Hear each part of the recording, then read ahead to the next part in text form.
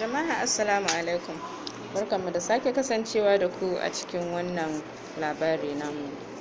A yau muna so mu koyar da amfanin man kwakwa. Man kwakwa ya kasance mai matuƙar amfani, sai dai ba kowa ne ya san amfanin shi ba. Kaɗan daga cikin amfanin man kwakwa ya haɗa da yana goge kwalliya.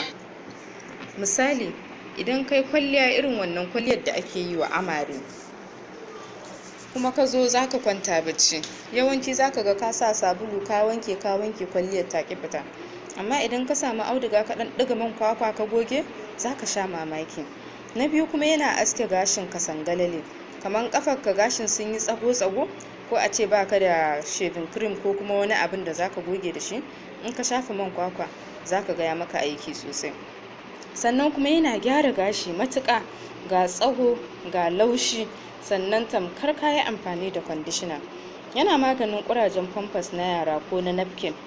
Yawanci idan ka samu kafin ka sa wa yaro famfas ka ɗan shafa mishi man kwakwa kafin ƙurajen su fito, kuma sannan idan ma ƙurajen ya fito yana maganinsa.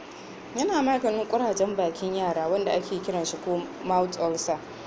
Idan aka ɗan sa a tsumma aka ɗan ɗiga sai a goga bakin da shi, shi ma insha Allahu za a samu waraka. Yana maganin nankarwa, musamman ga masu ciki.